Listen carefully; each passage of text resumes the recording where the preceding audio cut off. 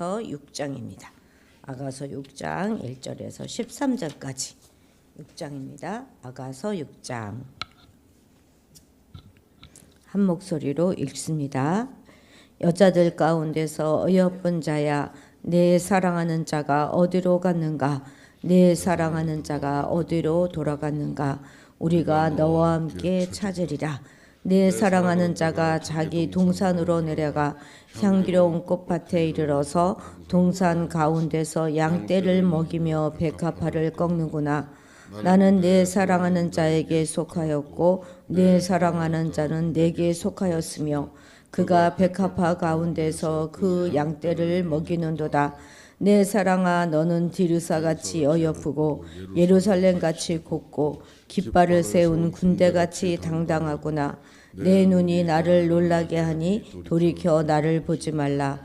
내 머리털은 길르앗산 기슭에 누운 염소떼 같고 내 이는 목욕하고 나오는 암양떼 같으니 쌍태를 가졌으며 새끼 없는 것은 하나도 없구나. 너울 속에 내 뺨은 석류 한쪽 같구나. 왕비가 60명이요 후궁이 80명이요 시녀가 무수하되 내 비둘기 내 완전한 자는 하나뿐이로구나.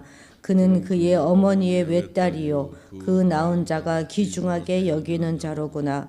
여자들이 그를 보고 복된 자라 하고 왕비와 후궁들도 그를 칭찬하는구나. 아침빛같이 뚜렷하고 달같이 아름답고 해같이 맑고 깃발을 세우는 군대같이 당당한 여자가 누구인가? 골짜기에 푸른 초목을 보려고 호도나무가 순이 났는가? 석류나무가 꽃이 피었는가 알려고 내가 호도 동산으로 내려갔을 때 부지중에 내 마음이 나를 내 귀한 백석의 수레 가운데에 이르게 하였구나. 돌아오고 돌아오라 순람의 여자여, 돌아오고 돌아오라 우리가 너를 보게 하라. 너희가 어찌하여 마하나임에서 춤추는 것을 보는 것처럼 술람의 여자를 보려느냐. 우리는 어제 우리가 무슨 영문인지는 잘 모르겠지만 여인의 사랑이 예전만 못하고 그리고 남편이 구애해도 반응이 별로 신통치 않는 그런 신부의 모습을 보았습니다. 사랑은 관계이기 때문에 그럴 수 있죠. 언제나 한결같이 열정적일 수는 없습니다. 그러나 그러한 위기 시간을 잘 보내야만 하는 것이죠. 근데 이럴 때는 다른 한쪽의 성실한 사랑이 참 중요합니다. 그렇다고 지금 그렇게 잠시 좀 이렇게 지금 사랑이 식었다고 해도 사랑하지 않는 것은 아니니까 소원해지다가 아예 사랑이 없어지지 않도록 주의해야 하는 것이죠. 그래서 남편은 지금 어떻게 하고 있습니까?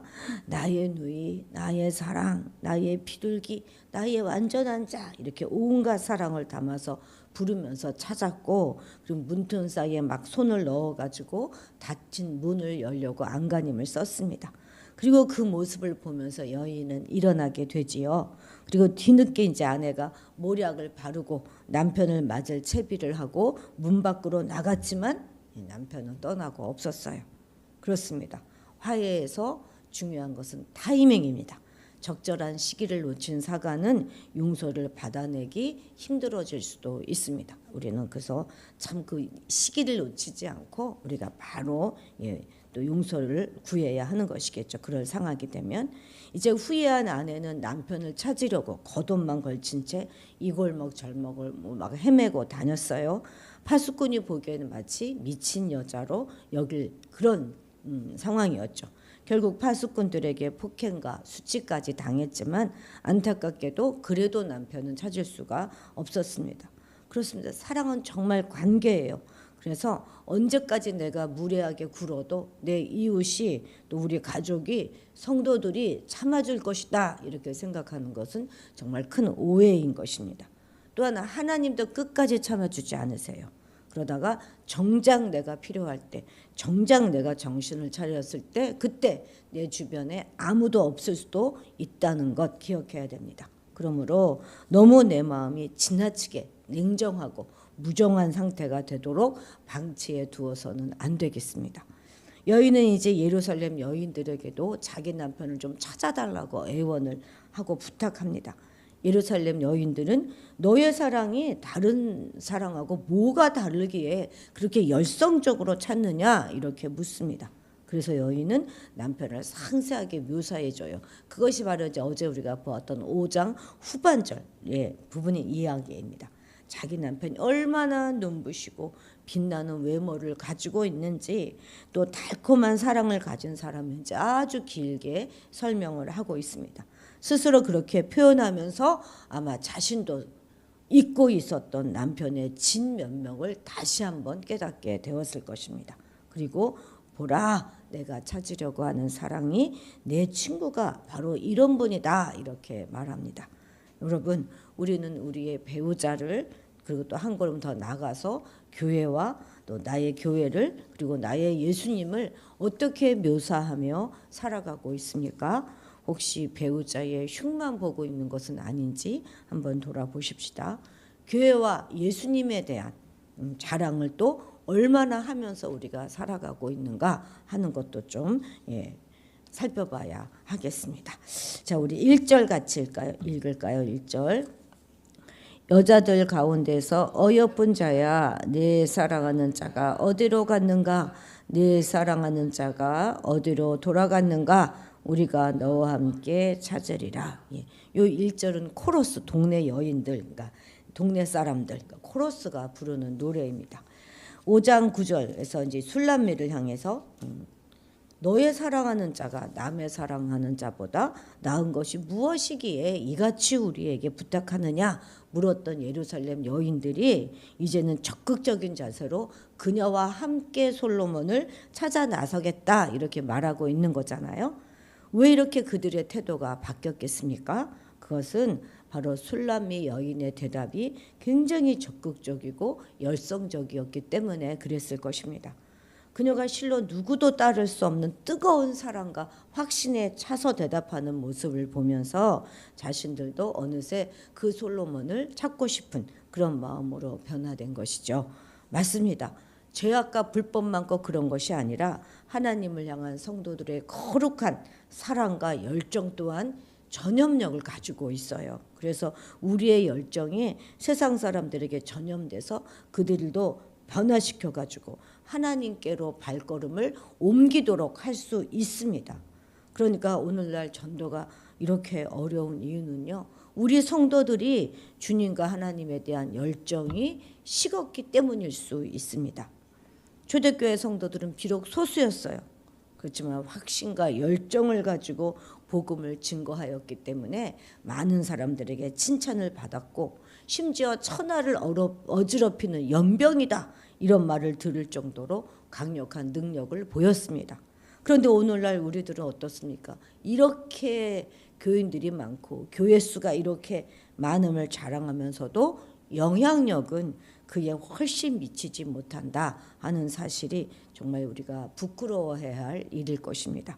우리는 이 술람미 여인의 확신에 찬 사랑과 열정이 예루살렘 여인들의 그 마음을 변화시킨 그 태도를 변화시킨 그 모습을 보면서 적당한 안일과 미지근한 신앙생활에 안주하려고 하는 현재 우리의 신앙의 자세를 떨쳐버려야 하겠습니다. 또한 재물이라든지 권세, 쾌락, 인기 이런 이 땅의 것들이 아니라 하나님과 그리스도에 대한 확신과 열정만이 세상을 올바르게 변화시킬 수 있다 하는 것도 우리가 아울러 기억해야 하겠습니다. 자, 3절 같이 읽어볼까요? 나는 내 사랑하는 자에게 속하였고 내 사랑하는 자는 내게 속하였으며 그가 백합화 가운데에서 그 양떼를 먹이는도다. 지금 무슨 말입니까? 나는 나의 님의 것이고 나의 님의 것은 내 것이니 그 사이에는 어떤 다른 대상도 끼어들 여지가 없다 이렇게 말하는 것이죠. 말하자면 사랑의 배타성, 독점성 이런 것들을 선언하고 있는 것입니다. 근데 어쩜 누군가는 진정한 사랑이란 나누고 공유하는 것인데 어떻게 이렇게 배타적이고 독점적일 수 있느냐 이렇게 반문할지도 모르겠습니다.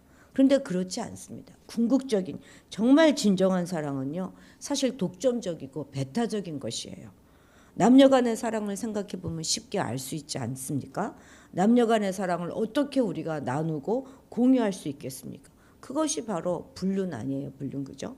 겉으로 보기에는 자유연애를 주장하고 있는 그런 서양 사람들도 보면 정조관념이 희박할 것 같지요. 그렇지만 실상은 사랑에 있어서 누구보다도 독점적이고 배타적입니다.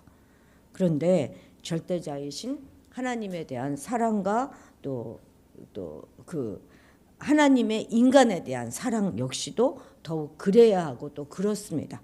그래서 이스라엘을 향해서 내가 땅의 모든 족속 중에 너희만 알았나니 라고 말씀하셨던 하나님께서는 이제 역시 동일하게 너는 나 외에 다른 신을 너에게 있게 하지 말라 이렇게 명령하시는 것이 아니겠습니까?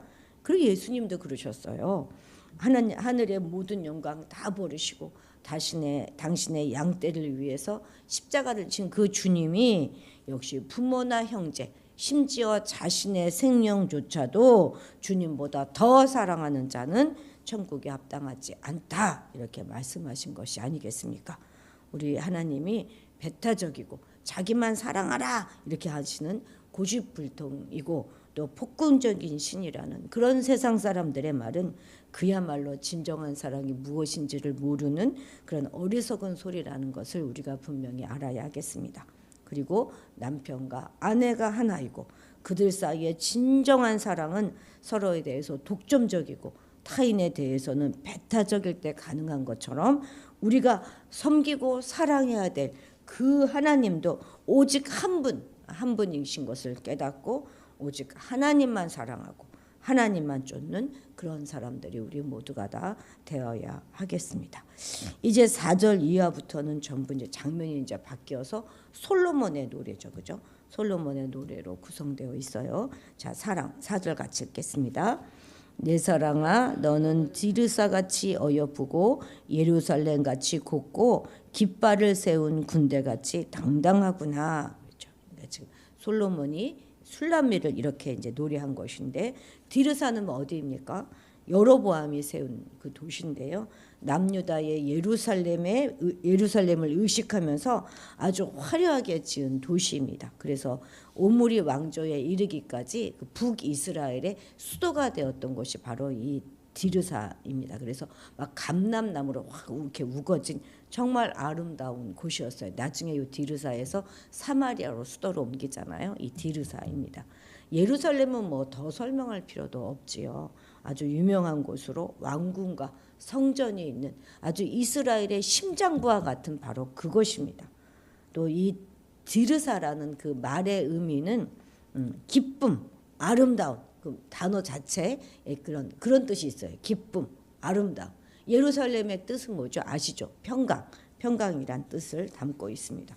그러니까 지금 솔로몬이 술람의 여인을 이러한 성읍들에 비유하면서 동시에 그 단어 자체가 가지고 있는 그 의미를 가지고 자신의 마음마저도 표현하고 있는 것입니다. 근데 여러분 지금 상황이 어떠한 상황이죠? 술람미가요 자신의 잘못을 인정하고 애타는 마음으로 이제 막 돌아온 상황이에요. 이제 막 돌아왔어요. 솔로몬은 벨도 없습니까? 자기 문도 안 열어주고 막 그랬던 여인인데 근데 돌아온 그녀를 맞이하면서 맨 처음으로 이런 노래를 불렀다 하는 것을 생각해 보면 이것은 곧 회개하고 돌아오는 죄인들을 맞는 하나님의 심정을 그대로 표현한 것이다 이렇게 말할 수 있습니다. 그러니까 하나님은 죄로 하나님을 떠났다가 아픈 마음으로 돌아오는 이들을 이와 같은 기쁨으로 맞이해 주시면서 더없이 아름다운 존재로 보신다는 사실입니다. 우리는 이 땅에 살아가면서 혹 범죄하기도 하고 실수할 때 하나님을 떠나서 홀로 어둠 속에 앉아가지고 탄식할 것이 아니라 이처럼 후회와 탄식으로 앉아있는 그 순간에까지도 하나님께서는 집 나간 탕자를 기다리는 아버지의 심정으로 우리 앞에 서 계신다 하는 것을 우리는 잊지 말아야 하는 것입니다. 그래서 탕자처럼 겸비하고 회개하는 마음으로 또 애타는 심정으로 솔로몬을 찾아 헤매던 술람미처럼 간절한 마음으로 그 앞에 다시 나감으로써 그런 우리를 디르사처럼 아름답게 보시고 또 예루살렘처럼 희락과 평강으로 만져주시는 그 하나님의 자비하심을 풍성히 체험하는 그런 자들이 되어야 하겠습니다. 이제 5절부터 이제 쭉 7절까지, 요 7절까지는 솔로몬이 자신의 아내의 아름다움을 낱낱이 묘사하고 있어요. 어떻게 묘사합니까? 길르앗산의 염소 때 뭐 목욕장에서 나온 암양 그리고 성류에 이렇게 비교하고 있지요. 우리가 상대의 단점을 찾으려고 하면 수도 없이 찾을 수 있습니다. 정말 열 손가락이 모자라죠. 그런데 우리가 이렇게 단점을 보려고 하는 것이 아니라 가려진 장점을 잘 찾아서 칭찬해 줄 때 사랑도 커지는 것입니다. 사랑의 책인 아가서 우리가 읽어보면 알지만 곳곳에서 그냥 상대에 대한 묘사가 막 그냥 자주 나오잖아요. 막 칭송해주고 찬양해주고 그럽니다. 이렇게 하는 것은 사랑의 관계를 더욱더 돈독하는데 서로의 장점과 미덕에 주목하고 칭찬하는 것이 얼마나 중요한가 하는 것을 잘 보여주고 있는 것입니다. 남편이 본 아내는 어때요? 디르사와 또 예루살렘 같이 아름답고 또 길을 든 군대처럼 위엄이 있고 당당하다 이렇게 노래하고 있습니다. 가정에서 또 교회에서 또 내가 모든 관계 속에서 이러한 사랑의 감탄을 우리 한번 나눠 보십시다. 입간지로 참 하기 어렵긴 하겠습니다만 한번 해보십시다. 뿐만 아니라 우리가 하나님께 대하여도 이러한 감탄을 한번 올려드리십시다. 그러기 위해서 오늘은 우리가 그분을 사랑할 수밖에 없는 이유들에 대하여 깊이 묵상해보는 그런 시간이 되면 참 좋겠습니다. 8절 같이 읽을까요? 왕비가 60명이요 후궁이 80명이요 시녀가 무수하되 여기까지만 읽겠습니다. 남편은 아내만 사랑하고 또 아내도 마찬가지예요. 지금 솔로몬은 뭐래요? 60명의 여인들과 또 여왕들과 또 80명의 후궁들도 이 아내 한 사람만 못하다 이렇게 고백하고 있습니다. 우리가 알잖아요. 열왕기상에 보면 솔로몬이 후궁이 700, 첩이 300이다 이런 기록이 있지 않습니까? 그래서 여기 요 8절의 말씀이 아가서는 솔로몬의 즉위 초기의 저작이다 하는 시대적인 배경을 말해주는 그런 구절이기도 합니다. 11절 같이 읽겠습니다. 골짜기에 푸른 초목을 보려고 포도나무가 순이 났는가 석류나무가 꽃이 피었는가 알려고 내가 호도 동산으로 내려갔을 때에 그렇습니다. 이스라엘의 이제 이게 관례의 그런 어떤 순서인데요. 꽃단장한 젊은 신랑 신부에게 구운 곡식 또 견과류 이런 걸 주는 관습이 있다고 그래요. 그래서 여기서 말하는 호도 동산에 내려갔다고 하는 것은 비록 이 남녀의 그 사랑 또 결혼 이런 것 청혼 이런 것들을 암시하고 있는 단어가 바로 이 호도 동산입니다. 그러니까 여기서 말하는 푸른 초목이라든지 포도나무, 석류가 있는 호도동산 이런 모든 것이 솔로몬과 술람미 여인의 아름다운 사랑을 상징하고 있는 것이죠. 그러니까 술람미 여인이 호도동산에 왜 내려갔다는 거예요? 푸른 초목 보려고. 포도나무가 순이 났는가, 석류나무가 꽃이 피었는가 이런 이유에서 내려갔다는 거 아닙니까? 그러니까 솔로몬과의 사랑을 그리워하면서 내려갔다 그런 뜻이 되는 것이죠. 우리가 흔히 말할 때 10길 물속은 알아도 한 길 사람의 속은 모른다 이런 말들을 참 많이 합니다. 그러나 그 사람의 발길이 지금 어디를 향하고 있는가 하는 걸 보면 그 사람의 내면을 우리가 알 수 있어요. 그죠? 당신이 사는 곳이 바로 당신이 누구인가를 말해줍니다 하는 이 광고의 문구는 반만 맞아요. 반은 틀립니다.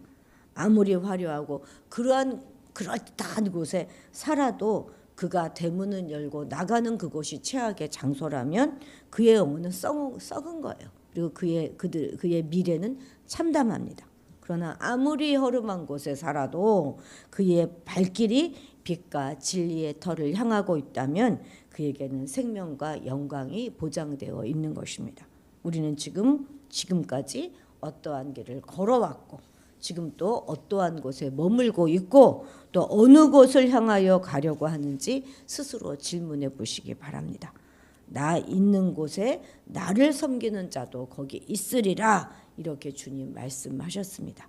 우리의 삶, 우리의 길, 우리의 미래가 주님과 함께하고 또 항상 주님이 계신 그 은혜의 동산을 사모하는 그런 삶이 되어야 하겠습니다.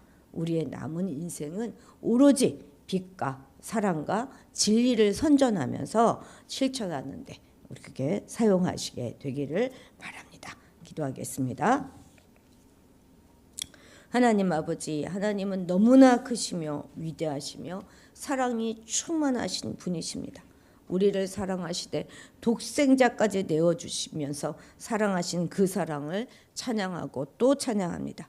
우리가 오직 한 분 하나님만 사랑하며 섬기게 하시고 이 땅을 살아가면서 사랑하고 섬겨야 할 우리의 배우자와 배타적이고 독점적인 사랑을 끝날까지 나누며 살아가게 하옵소서. 또한 늘 하나님뿐만 아니라 우리의 이웃과 가족을 향해서 늘 장점을 찾아 칭찬하며 감탄을 나누며 살아가는 우리가 되게 하옵소서. 우리에게 주를 향한 그리고 하나님의 나라와 교회를 향한 더 큰 열정과 확신을 허락하여 주셔서 그것으로 세상을 변화시키며 살아가게 하옵소서. 우리의 삶의 방향이 늘 주님이 계신 은혜의 동산을 사모하는 방향이 되게 하시고 우리의 남은 인생은 오직 빛과 사랑과 진리를 선전하고 실천하는 데 사용하게 도와주옵소서. 감사드리며 예수님의 이름으로 기도드렸습니다. 아멘. 아멘. 오늘은 세계 평화를 위해서 또 우리나라를 위하여 더욱 간절히 기도해야 하겠습니다. 예, 오늘 수요 예배 있지요. 예, 수요 예배를 위하여 기도해 주시고 가정의 복음화를 위하여서도 기도해 주시기 바랍니다.